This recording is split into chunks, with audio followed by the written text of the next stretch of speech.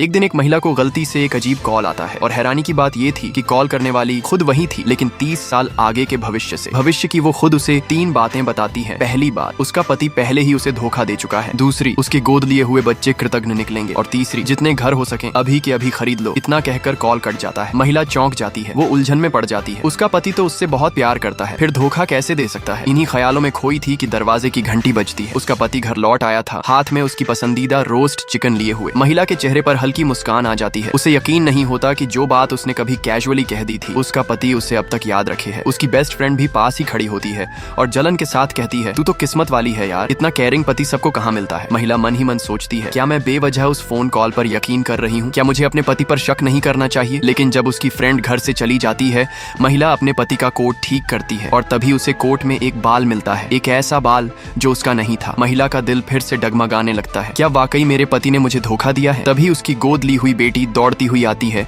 और अपने पिता से लिपट जाती है। महिला को राहत मिलती है, वो समझ जाती है वो बाल उसी लड़की का था। लड़की मुस्कुराते हुए कहती है, मॉम, क्या मैं अपनी फ्रेंड के साथ टेलर स्विफ्ट के कॉन्सर्ट जा सकती हूँ? प्लीज अंकल से 2 टिकट मंगवा दो ना। लेकिन महिला मना कर देती है, अभी तुम्हारे एंट्रेंस एग्जाम्स आने वाले हैं बेटा, पढ़ाई ज्यादा जरूरी है। इस पर लड़की का चेहरा तमतमा जाता है। वो चिल्लाकर कहती है, तुम तो हमेशा मेरी खुशियों के खिलाफ रहती हो, और हाँ, माँ बनने के लायक तो थी नहीं, इसलिए हमें गोद लिया था। महिला सन्न रह जाती है। उसके दिल में वो कॉल फिर से गूंजने लगती है, तुम्हारे बच्चे तुम्हें कभी नहीं अपनाएंगे। थोड़ी देर बाद उसका गोद लिया बेटा घर आता है। वो मिठास भरी बातें करता है, उसकी तारीफ करता है। मॉम, तुम आज बहुत सुंदर लग रही हो। फिर धीरे से अपनी बात रखता है, क्या आप अपने भाई से कह सकती हैं कि वो मुझे बिजनेस सिखाए? महिला प्यार से समझाती है, तुम अभी छोटे हो और मेरे भाई के पास बड़ा बिजनेस है, वहाँ तुम्हें संभालना मुश्किल हो सकता है। इतना सुनते ही लड़के का चेहरा बदल जाता है। वो गुस्से में कहता है, आपने जिंदगी में कुछ किया ही क्या है? बस हर बात मना कर देती हो। महिला हैरान रह जाती है। तभी पति आ जाता है और बेटे को डांट कर घर से बाहर भेज देता है। महिला अकेली बैठी सोचती रहती है, क्या वो कॉल सच था? क्या सच में सब कुछ धीरे धीरे उसी तरफ जा रहा है? वो फैसला करती है, कॉल डिटेल्स निकलवा कर पता लगाऊंगी कि वो कॉल आया कहाँ से। वो अपने एक सहकर्मी के साथ टेलीकॉम ऑफिस जाती है, लेकिन स्टाफ कहता है, मैम, सिस्टम मेंटेनेंस पर है, अभी कुछ भी रिकवर नहीं हो सकता। उदास होकर महिला घर लौट आती है, लेकिन जैसे ही वो घर पहुंचती है, उसकी सास और ननद पहले से वहां मौजूद होती हैं। और हैरानी की बात ये थी कि वो दोनों उसके कपड़े और गहने पहन रही थीं। ननद कहती है, ये सब अब हमारा है, हम ले जा रहे हैं। महिला शांत रहती है, बस एक बात कहती है, बस माँ का दिया हुआ कंगन छोड़ दो, वो मेरी आखिरी निशानी है। सास भड़क जाती है, तू कुछ कमाती तो है नहीं, सिर्फ मेरे बेटे का पैसा उड़ाती है, क्या मेरी बेटी कुछ चीजें नहीं ले सकती? महिला फिर भी मना करती है